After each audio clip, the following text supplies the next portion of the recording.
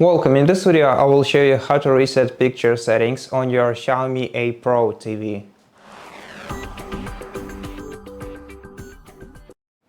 To do that, you have to press the gear button on your remote control to open the quick settings menu.